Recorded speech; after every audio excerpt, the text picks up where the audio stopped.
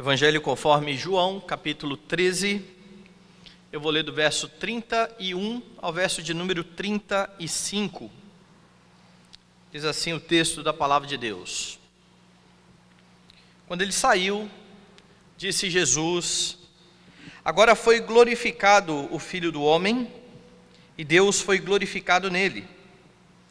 Se Deus foi glorificado nele, também Deus o glorificará nele mesmo, e glorificá-lo-á imediatamente. Filhinhos, ainda por um pouco estou convosco, buscar-me-eis, e o que eu disse aos judeus também agora vos digo a vós outros: para onde eu vou, vós não podeis ir. Novo mandamento vos dou, que vos ameis uns aos outros, assim como eu vos amei, que também vos ameis uns aos outros.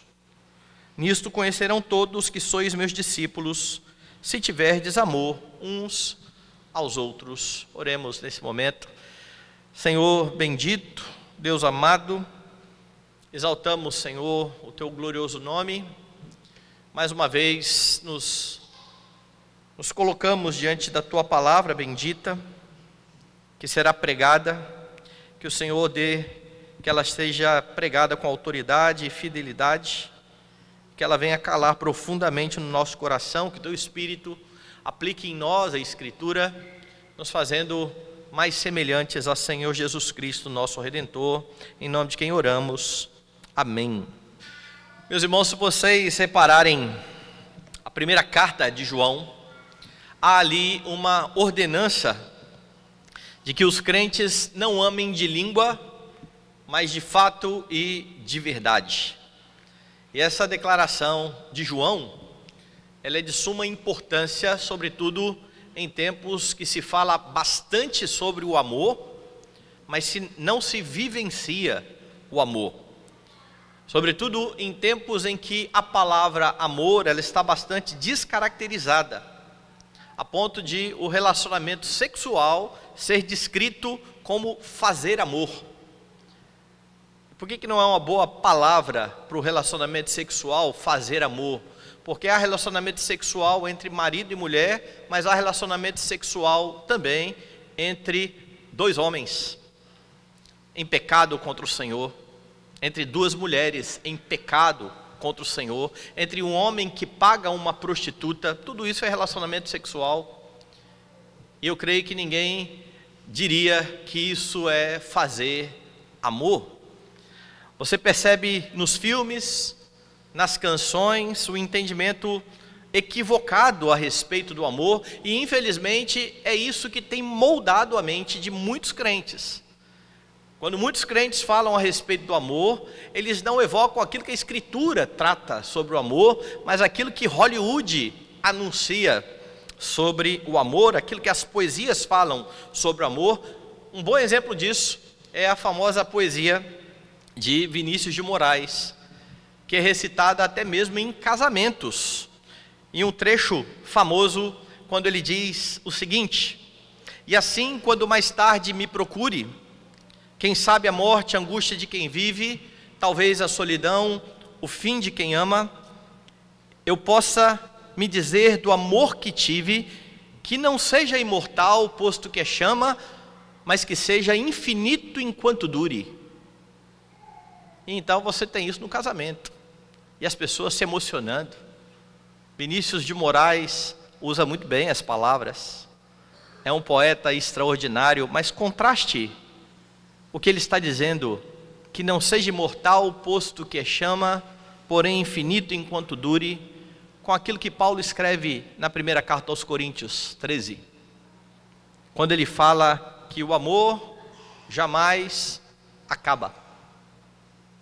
É assim que Paulo descreve o amor. O amor jamais acaba. Mas para você entender que o amor jamais acaba, você não pode enxergá-lo como Vinícius de Moraes enxerga, como Hollywood enxerga, como os romances querem ensinar. E quando você olha para esse texto, você tem uma ideia a respeito disso. Lembre-se que o que aconteceu antes deste texto que eu li aqui foi exatamente a indicação daquele que iria trair a Jesus. Ao mesmo tempo em que Jesus está estabelecendo, ou irá estabelecer, a ceia, momento em que nós, como igreja, lembramos o grande amor de Deus para conosco, momentos antes disso, um daqueles que andou com Jesus, que foi honrado por Jesus, irá traí-lo. Então, o texto mostra, no versículo 30, que depois da ordenança de Jesus, que pegou o bocado, deu a Judas e disse: o que você tem a fazer, faze-o depressa. O texto diz: e ele, tendo recebido o bocado, saiu logo, e era noite. E então agora Judas não está mais entre o número dos discípulos, esse número mais restrito. Lembre-se que esta cena começou com os 12, que foram comissionados como apóstolos, e agora você tem os 11 ali com o Senhor Jesus Cristo, e é neste contexto então que ele dará aquilo que ele chama de um novo mandamento. Veja o verso 34: novo mandamento vos dou, que vos ameis uns aos outros, assim como eu vos amei, que também vos ameis uns aos outros. Se você é um leitor atento da Escritura, talvez você já tenha se perguntado o que é que tem de novo nesse mandamento. Por que você deveria se perguntar isso? Abra sua Bíblia em Levítico, capítulo 19. Lá em Levítico, capítulo 19, verso de número 18, a lei diz assim: não te vingarás nem guardarás ira contra os filhos do teu povo, mas amarás o teu próximo como a ti mesmo. Eu sou o Senhor. A lei ordenava o amor.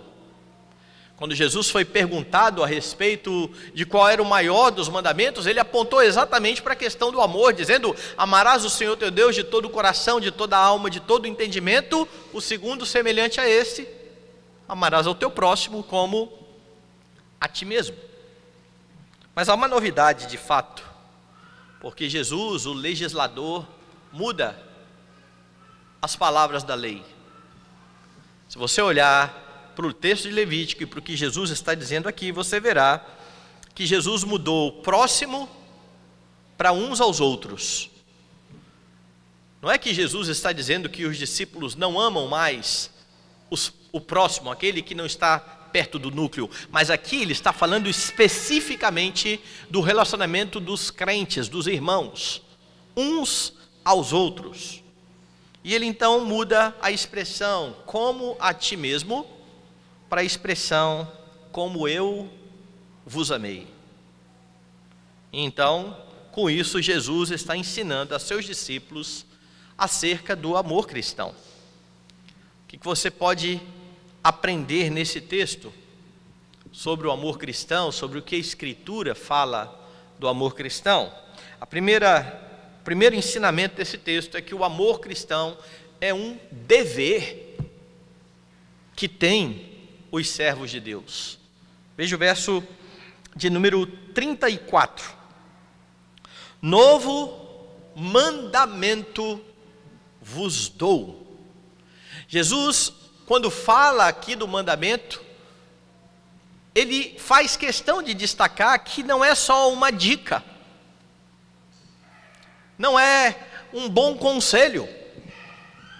Eu estou dando a vocês um novo mandamento.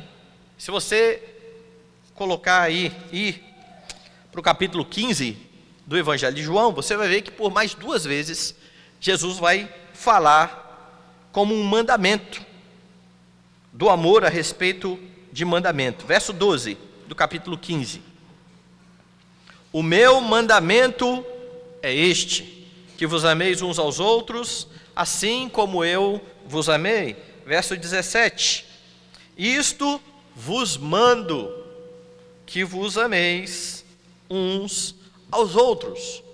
Então aqui ele está dizendo: eu estou dando um novo mandamento. Mais à frente, um pouco mais à frente, ele vai enfatizar mais 2 vezes: este é um mandamento. E é importante frisar isso. Como eu disse, Jesus não está dando aqui uma dica ou um bom conselho, ele está ordenando a seus discípulos que amem uns aos outros, porque não há outra opção para crentes. Se eles estão unidos ao Senhor Jesus Cristo, que é Deus, e Deus é amor, não há outra opção para o cristão senão amar. E é por isso que Jesus não coloca aqui como algo que você pode ou não pode fazer, mas como um dever, como algo que você é obrigado diante do Senhor. E esse ensino, ele é abundante nas epístolas dos apóstolos. O ensino apostólico, ele é permeado de amor ao próximo. Por exemplo, quando Paulo escreveu aos Romanos, lá no capítulo 13, ele ordenou: a ninguém fiqueis devendo coisa alguma, exceto o amor, com que vos ameis uns aos outros, pois quem ama o próximo tem cumprido a lei. Percebeu o termo usado? Crentes não podem dever, crentes não têm que ficar com o nome sujo na praça, crentes não podem ser caloteiros, eles não podem dever coisa alguma a ninguém. Mas há algo que por mais que você pague, você sempre estará em débito: amor. Você nunca cessa de pagar essa dívida. Você nunca chega num momento da sua vida que você diz: bom, eu já amei muito, daqui para frente eu vou parar com isso. Cristãos têm um amor como um dever.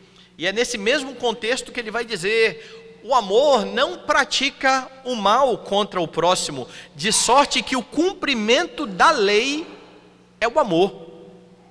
E isso é bastante interessante, principalmente para aqueles que acham que a lei passou.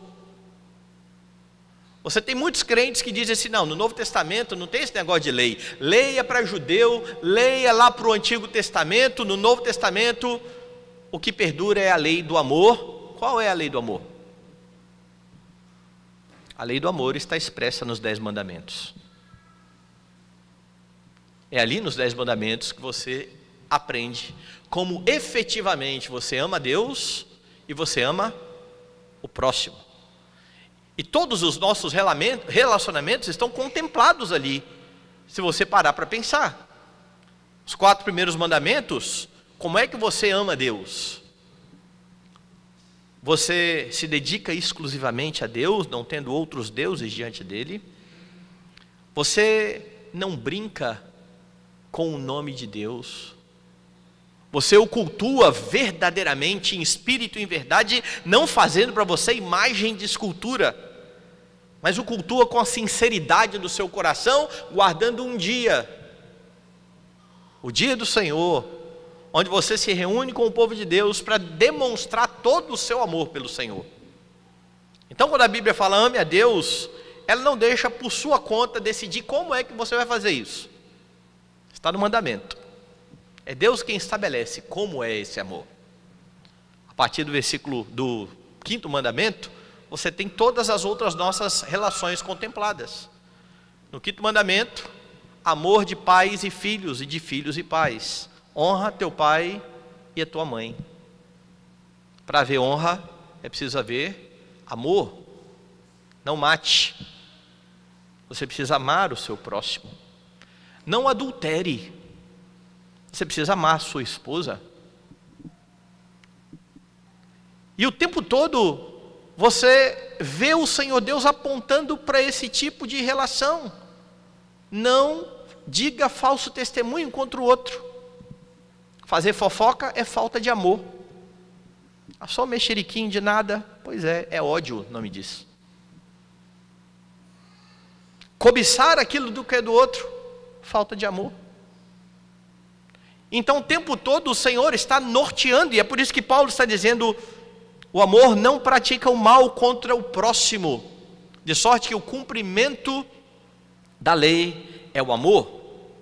Também Paulo escreveu aos Tessalonicenses o seguinte, lá no capítulo 4, verso 9: no tocante ao amor fraternal, não há necessidade que eu vos escreva, porquanto vós mesmos estáis por Deus instruídos que deveis amar uns aos outros, deveis.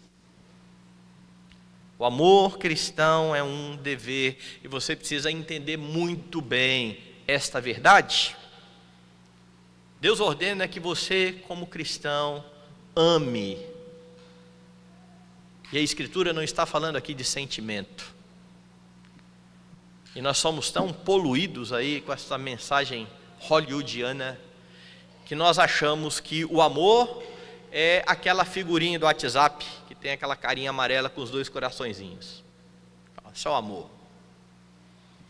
Você precisa sentir algo quando você vê a pessoa, o seu coração bate forte, o estômago parece que dá um frio na barriga. Olha, isso é amor. Não, isso pode ser várias coisas, mas esse não é o amor cristão. É claro que o amor cristão não é destituído de sentimento, ele vem acompanhado de sentimento, mas pode ser que o sentimento acabe e o amor permaneça. Na verdade tem que ser assim, porque se você acha que as suas relações vão perdurar confiado naquilo que você sente, você está caminhando num caminho difícil e complicado. Você vai se decepcionar, você não irá conseguir amar, porque por conta do pecado que habita em nós, porque nós pecamos uns contra os outros, o sentimento pode ir morrendo, e quando o sentimento vai diminuindo, as pessoas acham que estão perdendo o amor, mas a Bíblia diz que o amor jamais acaba. É outra coisa que nós estamos perdendo. Talvez a afeição, talvez o desejo de estar tão pertinho o tempo todo. Mas se fosse mero sentimento, seria impossível amar o seu inimigo. E quando a Bíblia fala de amor, ela fala nos vários contextos. Aqui, Jesus está falando de uns aos outros. Mas lá em Marcos 12, ame o próximo. E quem é o próximo? É só você lembrar da parábola que Jesus conta para os judeus e samaritanos que não se davam. O judeu não gosta nem de expressar essa palavra, samaritano.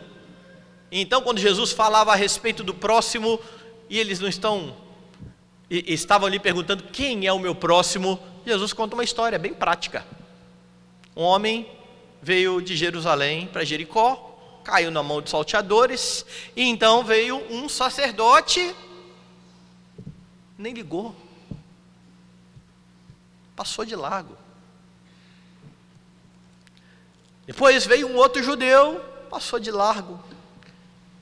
E então veio um samaritano. Essa é a hora que o judeu fala assim: matou o homem que estava já morrendo, e roubou a carteira e foi embora, porque o samaritano não vale nada. O samaritano parou, cuidou daquele homem, levou ele para uma hospedaria, deixou aos cuidados lá de um hospedeiro, pagou pelo cuidado daquele homem, foi-se embora e disse: se gastar mais alguma coisa, eu venho e pago. E então vem a pergunta direta de Jesus: qual que vocês acham que foi o próximo daquele homem? E o judeu precisa engolir ali, e quase entre os dentes falar assim: aquele que usou de misericórdia para com ele. Eles nem tiveram coragem de dizer foi o samaritano, não, foi aquele que usou de misericórdia com ele. Jesus está falando de povos que não se davam, mas ainda assim um samaritano parou para ajudar um judeu. Amor ao próximo. Lá em Efésios, Paulo fala do amor do marido à esposa. Assim, os maridos devem amar a sua esposa como amam o próprio corpo. Quem ama a sua esposa, a si mesmo se ama, porque ninguém jamais odiou a própria carne. Antes, a alimenta e dela cuida, como também Cristo faz com a igreja. Repare as expressões de Paulo. Paulo não está falando de sentimento, Paulo está falando de atitudes. cuidado. O marido é aquele que cuida da sua esposa, é assim que ele demonstra amor para com a sua esposa. Isso é o amor bíblico. E Paulo compara inclusive aquilo que Cristo fez com a sua igreja, servindo e dando a sua vida em favor da sua igreja. A Bíblia também fala do amor ao marido e aos filhos, quando lá em Tito, Paulo usa uma outra expressão. Abre lá Tito. Eu faço questão aqui de ler a expressão usada pelo apóstolo. Tito capítulo 2, veja o verso de número 3. Quanto às mulheres idosas, semelhantemente, que sejam sérias em seu proceder, não caluniadoras, não escravizadas a muito vinho, sejam mestras do bem. Então as mulheres deveriam ser mestras, instrutoras de outras. Sabe qual é o conteúdo pedagógico aqui? Sabe qual é a ementa dessas mestras? Está aí no verso 4. A fim de instruírem ou de ensinarem as jovens recém-casadas a amar os seus maridos e os filhos. O que Paulo está colocando então aqui é que o amor é algo que se aprende.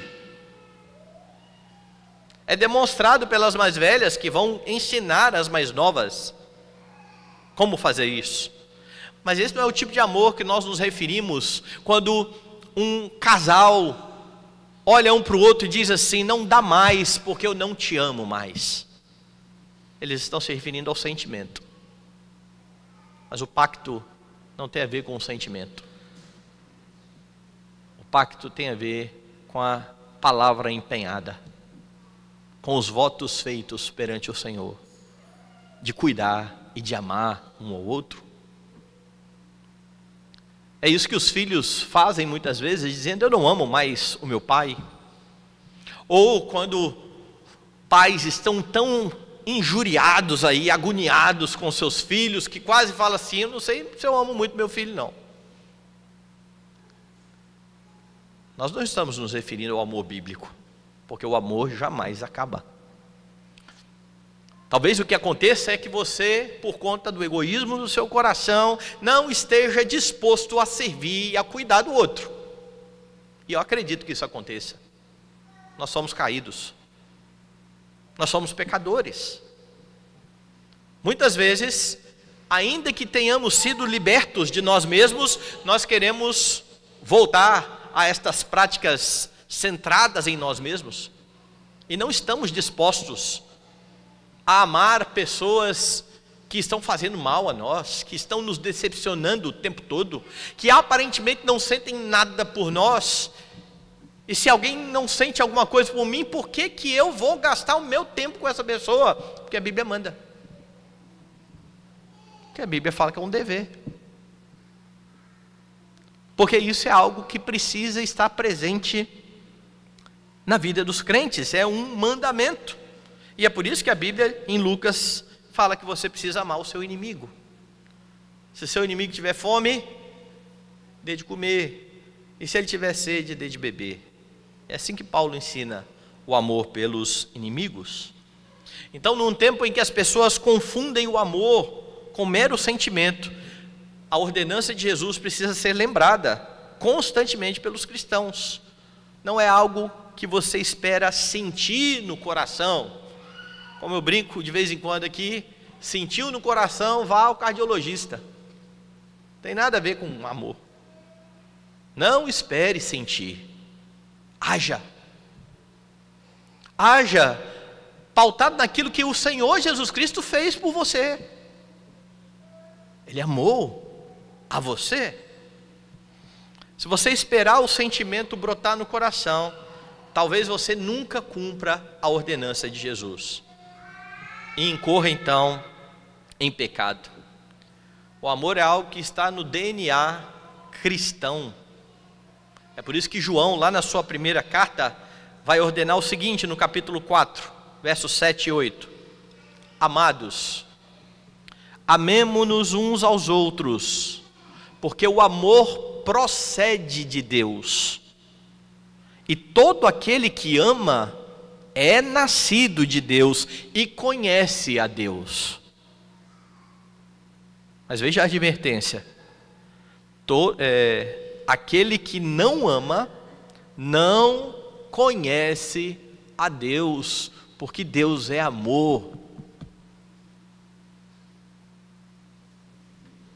Não há possibilidade de um crente que não ama. Deus é amor. A declaração de João implica algo importante. Somente crentes, meus irmãos, podem demonstrar o verdadeiro amor.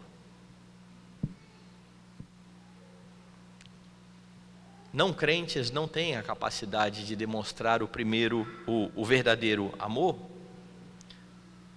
E é por isso que você não tem que se admirar ao ver aquilo que eles cantam, ao ler os livros que eles escrevem, a assistir os filmes cujos roteiros foram feitos por ímpios, porque ímpios falarão de amor numa perspectiva totalmente diferente da perspectiva bíblica. É um amor que tem como alvo primeiro eu mesmo. Eu amo aqueles que têm algo para me oferecer. Eu amo aqueles que não me fazem mal. Eu amo aqueles que não atrapalham a minha vida. Mas eu não amo pessoas que me perseguem. Eu não amo pessoas que não gostam de mim. É uma diferença abissal do amor desse mundo para o amor bíblico, que somente os crentes podem expressar corretamente. O amor do homem ser Deus é o amor egoísta. Ele ama aqueles que fazem bem a ele, não são capazes de amar os seus inimigos. Sabe quem falou isso? O próprio Jesus. Vá lá em Mateus, capítulo de número 5.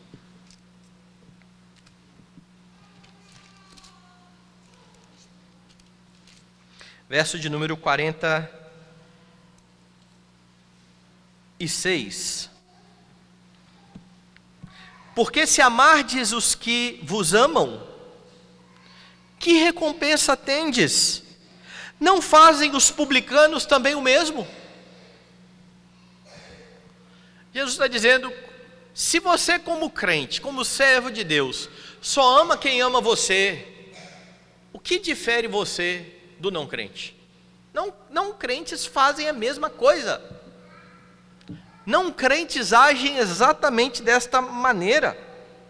Veja o verso 47. E se saudardes somente os vossos irmãos, que fazeis demais? Não fazem os gentios também o mesmo? Portanto, sede vós perfeitos, como perfeito é o vosso Pai celeste. O amor cristão é diferente, porque ele não é só um amor entre iguais, entre o nosso grupo. É um amor por todos aqueles que estão à volta. E isso porque não é um mero sentir, é uma determinação, é algo que você decide que irá fazer. Crentes devem amar. Crentes são chamados a expressar o amor. Volte lá no texto de João. O amor cristão, ele é um dever. O amor cristão tem como padrão o amor do próprio Cristo. Veja ainda o verso 34. Que vos ameis uns aos outros, assim como eu vos amei, que também vos ameis uns aos outros.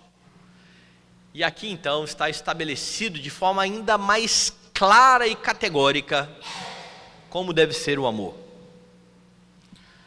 O homem foi criado à imagem de Deus. O homem foi criado santo. E se permanecesse no estado em que foi criado, o homem naturalmente amaria Deus, naturalmente amaria o outro, como ele se ama. A queda tornou o amor algo voltado para si mesmo. O homem se tornou um amante dele mesmo. Ele se tornou egoísta. Ele não quer saber de Deus e ele se envolve com pessoas que têm algo a oferecer a eles. Descarta as outras. Isso é fruto da queda. De modo que, ainda que a lei no Antigo Testamento diga: ame como você já se ama, agora, com a vinda de Cristo e com a sua entrega sacrificial em lugar do seu povo, existe um exemplo bem claro de como é o amor. E ele não é do jeito que nós entendemos e que nós achamos, mas do jeito que o Senhor fez e demonstrou na cruz. É por isso que ele está falando: assim como eu vos amei.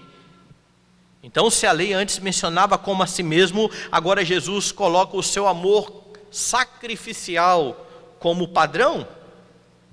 E quando João fala disso, ele parte da declaração, a declaração belíssima que você tem em João 3, Deus amou o mundo de tal maneira, para a prática, que deu o seu Filho unigênito.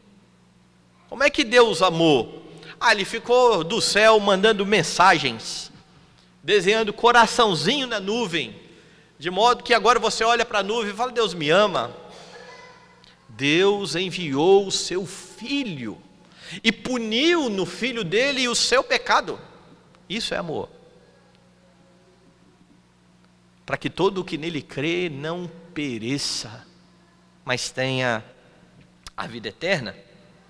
Interessante que aqui no início do capítulo 13, João já mencionou esse amor. Dê uma olhada no versículo 1. Ora, antes da festa da Páscoa, sabendo Jesus que era chegada a sua hora de passar deste mundo para o Pai, tendo amado os seus que estavam no mundo, amou-os até o fim. Jesus nos amou sacrificialmente. O amor de Cristo é este amor sacrificial, mas não só isso. Ele é um amor que traz glória ao seu Pai. Dê uma olhada aí nos versículos 31 e 32. Quando Judas saiu, disse Jesus: agora foi glorificado o Filho do homem, e Deus foi glorificado nele. Se Deus foi glorificado nele, também Deus o glorificará nele mesmo, e glorificá-lo-á imediatamente. Então perceba, Judas saiu para cumprir o que estava determinado.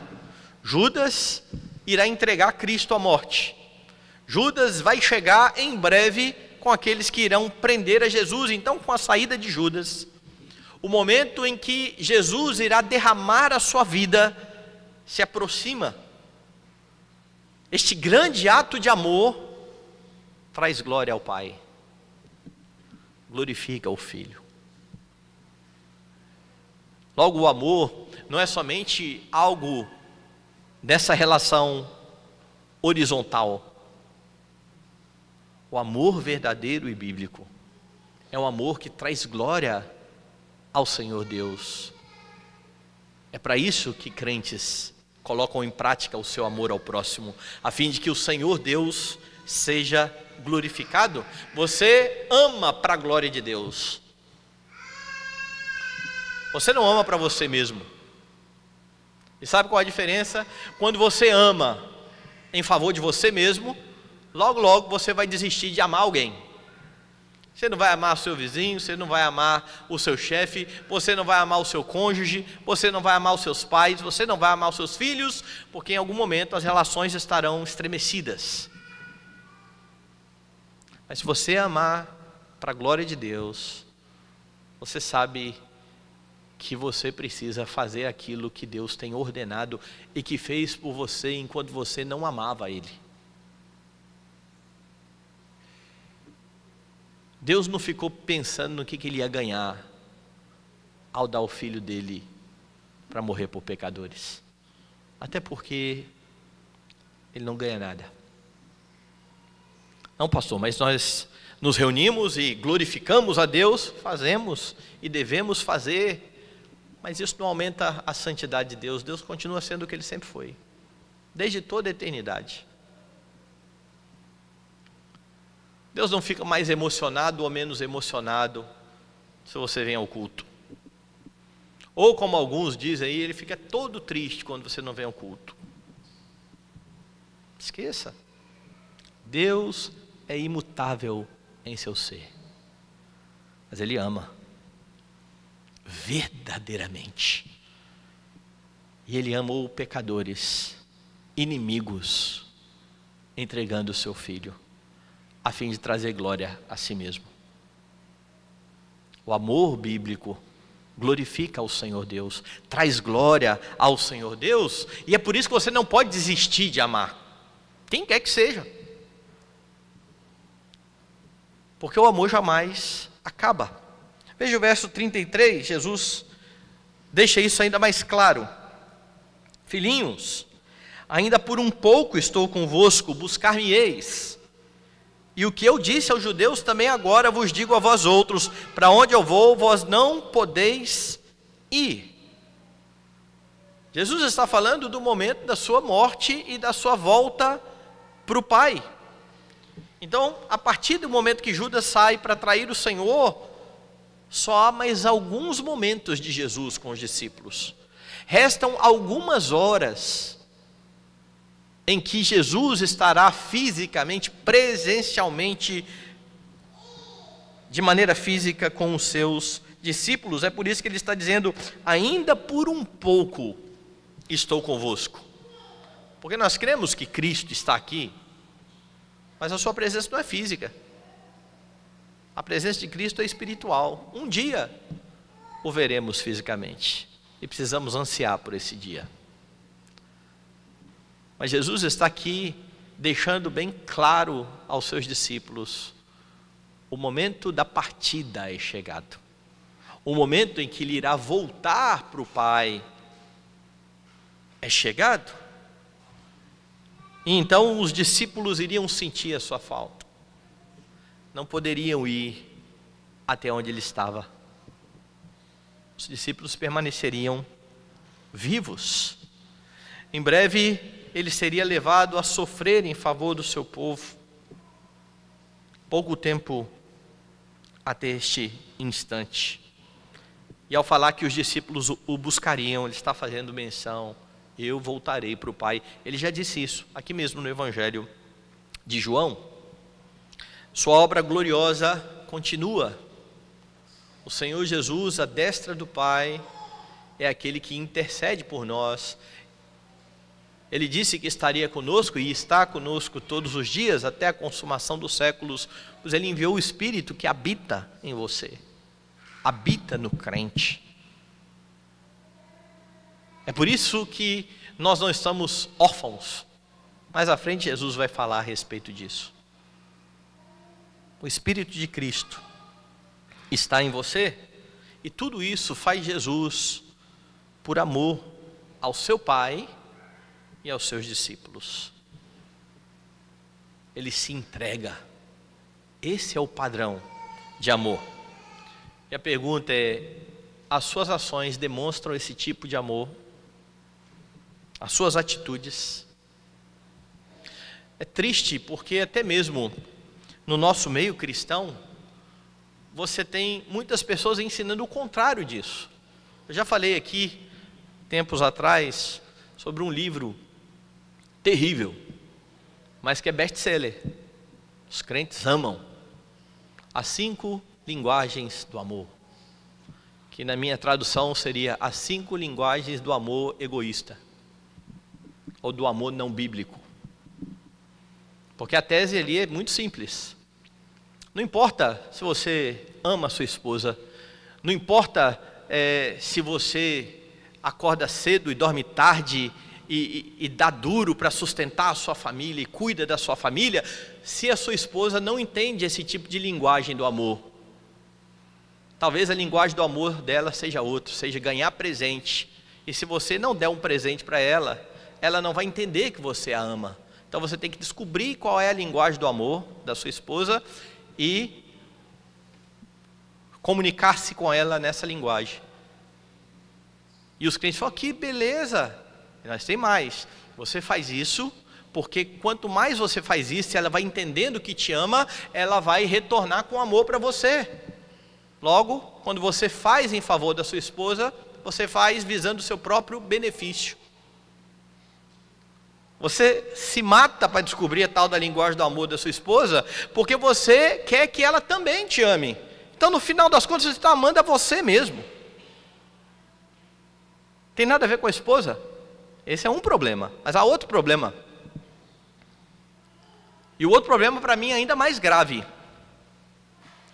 Porque uma esposa que vê o marido cuidando da família, ainda que ele não fale eu te amo todo dia, se derreta e apareça um coraçãozinho no olho dele todo dia, e é isso que algumas pessoas acham que vai acontecer, ainda que não aconteça isso, ele está cuidando, ele está amando, mas ela acha que porque você não me deu um presente, você não me ama.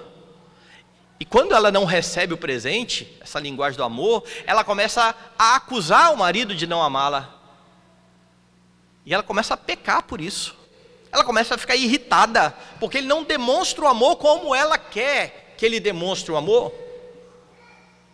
E quando alguém descobre como é que a pessoa entende o amor e começa a fazer isso, eu dou um presentinho todo dia e assim então ela entendeu que eu a amo. O que a pessoa está fazendo na prática é alimentar a idolatria do coração do outro. Porque o outro acha que só vai ser feliz se tiver um amor desse jeito. É terrível isso. E não tem nada a ver com a Bíblia. Nada, nada. Traz confusão, traz frustração, alimenta anseios errados no coração. Olhe para a Escritura. Olhe para aquilo que Jesus está fazendo em favor do seu povo. Esse é o grande padrão a ser seguido. Mas os crentes seguem o curso desse mundo e acham que o pouco que eles fizerem em relação ao outro já é muito. Curiosamente, na primeira carta que João vai escrever, ele relembra aos crentes que o amor cristão precisa mesmo ser uma imitação desse amor sacrificial. Veja lá em 1 João 3,16, nisto conhecemos o amor, Cristo deu a sua vida por nós, devemos dar a vida pelos irmãos. Então se você tem alguma dúvida desse padrão, está aqui João, sendo bem escancarado. Cristo deu a vida por nós, nós damos a vida pelos irmãos.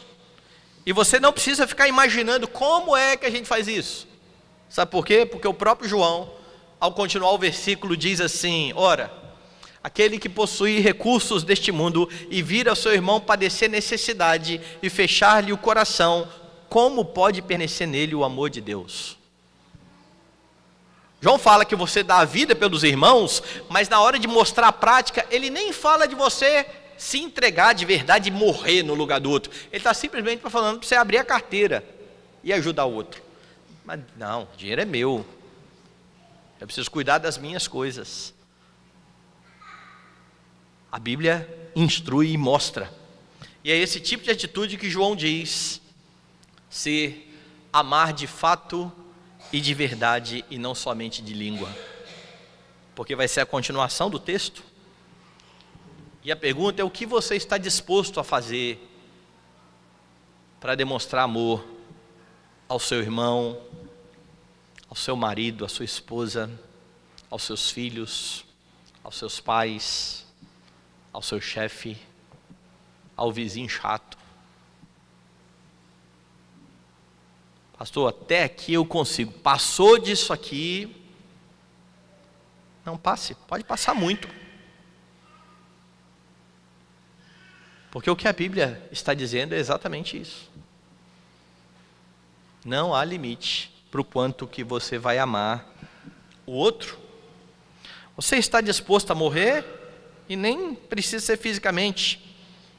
Tem gente que não está disposto a morrer nem para o seu orgulho, mortificar a sua carne para perdoar um irmão. Alguém me ofendeu, eu guardo aquilo o resto da vida, porque eu não suporto pensar nisso. Pensar em perdoar alguém que fez uma desgraça dessa na minha vida, dói o meu coração. Eu não estou disposto a morrer para mim mesmo. Eu não estou disposto a amar sacrificialmente. Há muitos crentes guardando rancor contra pessoas que pecaram contra elas. E esse tipo de atitude é exatamente o contrário de amor. Segundo João, esse tipo de atitude é a atitude de ódio. E João enfatiza: quem não ama, não conhece a Deus. Conforme João, esse tipo de atitude é equivalente a matar. Veja só, capítulo 3 da primeira carta, nos versículos 11, 12 e 15. Porque a mensagem que ouvistes desde o princípio é esta, que nos amemos uns aos outros. Sabe qual é o contraponto que ele faz? Não segundo Caim, que era do maligno e assassinou ao seu irmão. Por que o assassinou? Porque as suas obras eram más e as do seu irmão justas. Todo aquele que odeia o seu irmão é assassino. E agora João está colocando os crentes numa situação muito difícil. Tem algum irmão que você não ama? Você está ladeando Caim. Essa é a ideia. Você não está em boa companhia, porque Caim era do diabo. Caim era do maligno. É por isso que ele não amava, não expressava o amor de fato e de verdade. E é exatamente nesse contexto que João fala da ajuda material de uns aos outros. Mas quem não perdoou não vai ajudar. Na verdade, quer que o outro se lasque. Quanto pior ele tiver, mais feliz eu vou estar. Eu vou comemorar. E eu ainda vou usar versículo bíblico para falar disso. Está vendo? Deus pune os meus inimigos. O amor que você tem como padrão é o amor de Cristo. Mas há mais uma característica aqui do amor cristão. O amor cristão é a evidência de que você é um discípulo de Cristo. Veja o verso 35. Nisto, amor uns aos outros, conhecerão todos que sois meus discípulos, se tiverdes amor uns aos outros. O amor cristão, sobretudo, o amor entre os irmãos, uns pelos outros, é a grande evidência de que a igreja ama o seu Senhor e de que está unida ao seu Senhor. Porque Jesus colocou os seus irmãos no mesmo corpo, a fim de cuidarem uns dos outros. E quando isso acontece, fica evidenciado que está ali o povo de Deus. Você quer ver como que a Bíblia mostra isso? Veja Atos dos Apóstolos, capítulo 2. A partir do verso 42, perseveravam na doutrina dos apóstolos, na comunhão, no partir do pão, nas orações. Em cada alma havia temor, muitos prodígios e sinais eram feitos pelos apóstolos. Todos os que creram estavam juntos, tinham tudo em comum, vendiam as suas propriedades e bens, distribuindo o produto entre todos à medida que alguém tinha necessidade. Sabe o que é isso? Amor. É só o amor que faz isso aqui. Diariamente perseveravam unânimes no templo, partiam pão de casa em casa, tomavam as suas refeições com alegria e singeleza de coração, louvando a Deus. Resultado: e contando com a simpatia do povo. E esse breve comentário de Lucas mostra que aquilo que Jesus falou era verdadeiro. os homens verão as vossas boas obras e glorificarão ao vosso Pai que está nos céus. A forma de viver da igreja, cuidando uns dos outros, despertava curiosidade em quem estava fora da igreja e falava assim: por que esse povo é assim? Por que não tem ninguém nesse grupo passando necessidade? Como é que eles podem gastar tanto tempo cuidando uns dos outros? Então Lucas diz: enquanto a igreja vivia dessa forma, acrescentava-lhes o Senhor dia a dia os que iam sendo salvos. Os homens verão as vossas boas obras, glorificarão ao Pai que está nos céus. Você consegue aqui perceber o cuidado amoroso? Havia atenção de uns para com os outros, havia atenção às necessidades alheias, e o resultado deste modo de vida, a igreja crescia, porque ela evidenciava o amor cristão. Agora repare, os não crentes não estão impactados porque a igreja foi lá e deu uma cesta básica para eles. Eles estão impactados porque a igreja está cuidando uns dos outros. Não é interessante isso? Às vezes a gente acha que o expressar o amor cristão é ir ali entregar a cesta básica para alguém. Mas isso não é necessariamente expressar o amor cristão. Porque cestas básicas podem ser entregues em nome do amor próprio. Atravesse a rua e você vai ver isso. Os espíritas fazem caridade, mas eles fazem porque eles têm que ser salvos pela caridade. Não é por amor ao próximo, é por amor a si mesmo. Os romanistas enfatizam as boas obras para a salvação. Então, boas obras são necessárias para que eu seja salvo, então eu tenho que fazer. Isso é amor próprio. Isso não é amor pelo outro. A igreja cuida uns dos outros, os que estão fora olham e veem que há diferença nesse povo. Agora, há um contraste nisso que está acontecendo aqui no relato de Lucas, com a igreja de Corinto, que vai ser tão repreendida por Paulo. E naquela igreja, que se vangloriava de ser muito espiritual, porque ali tinha dom de língua, tinha dom de profecia, tinha dom disso, dom daquilo, havia partidos. Eu sou de Paulo, eu sou de Apolo, eu sou de Pedro, eu sou de Cristo. Havia orgulho, havia pessoas buscando ser mais reconhecidas do que as outras por causa dos seus dons. Havia irmãos que colocavam o seu direito acima de todas as coisas e levavam o seu irmão lá no tribunal. E Paulo está falando assim: olha, só haver demanda entre vocês já é vergonha. Não era melhor sofrer o dano? Era assim a igreja de Corinto. Havia um jovem que se deitava com a esposa do seu pai. E então Paulo vem denunciando esses pecados, e chega lá no capítulo 13, e tem aquele capítulo lindo, que o pessoal lê no casamento, sobre o amor. Eu já citei aqui o texto sobre o amor. Mas o texto sobre o amor, na Epístola aos Coríntios, é uma dura repreensão de Paulo. Você quer ver? Abre lá sua Bíblia. Primeira carta aos Coríntios, capítulo de número 12.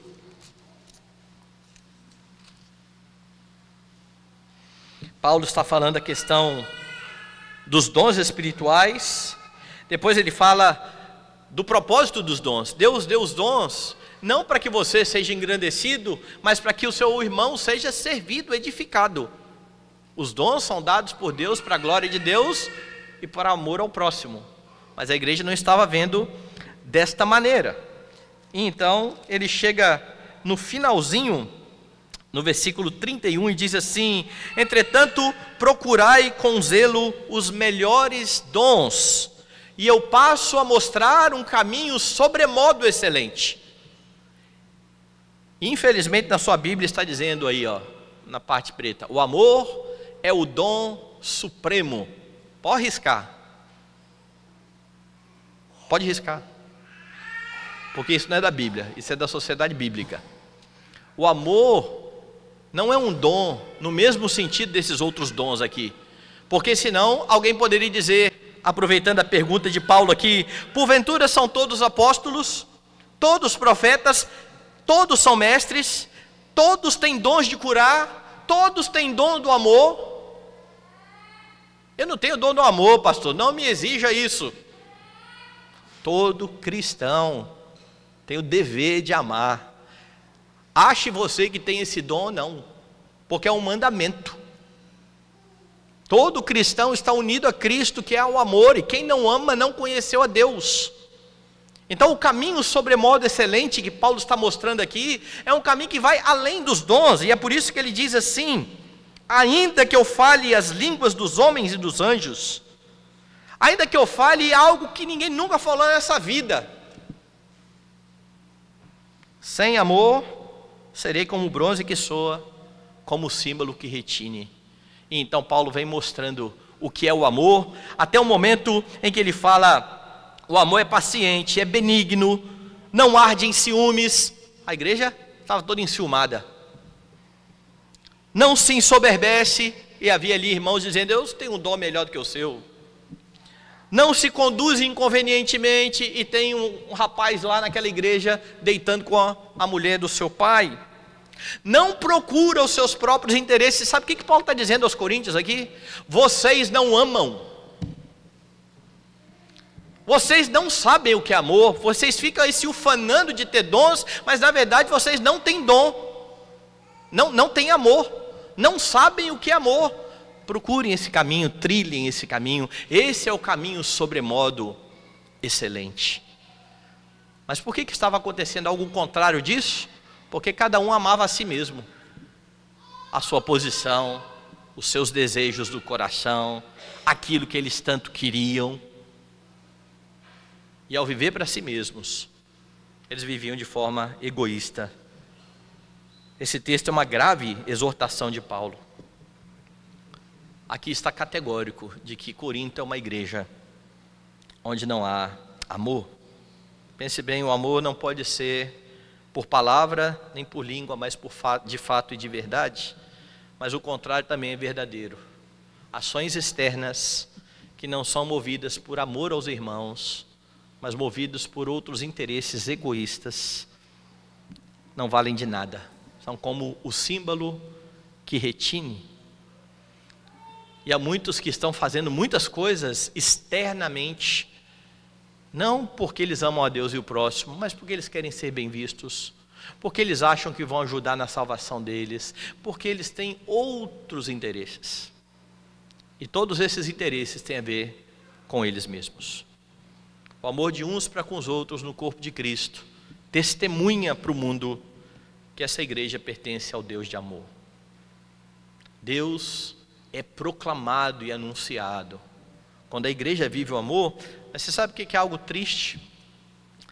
Muitas igrejas onde há uma preocupação exacerbada em fazer caridade, em distribuir cesta básica a não crentes, em formar ONG para cuidar daqueles que não estão no corpo de Cristo, ao mesmo tempo que eles fazem tudo isso, deixam missionários passando fome. Não há oferta missionária. E irmãos nossos passam dificuldades, porque o dinheiro está indo para os não crentes. Em nome da missão, a igreja desampara os que estão verdadeiramente anunciando a Cristo no campo missionário. E há algo ainda pior. Ímpios que estão sendo sustentados pelo dinheiro dos dízimos e ofertas, que se forem à igreja que os sustenta, vão ficar escandalizados, porque não vão encontrar amor. Vão encontrar disputa dos crentes, vão encontrar crente com a cara virada um para o outro, mas estão lá, a igreja tem uma ONG, está dando cesta básica, ó que bênção. Não, isso não é bênção.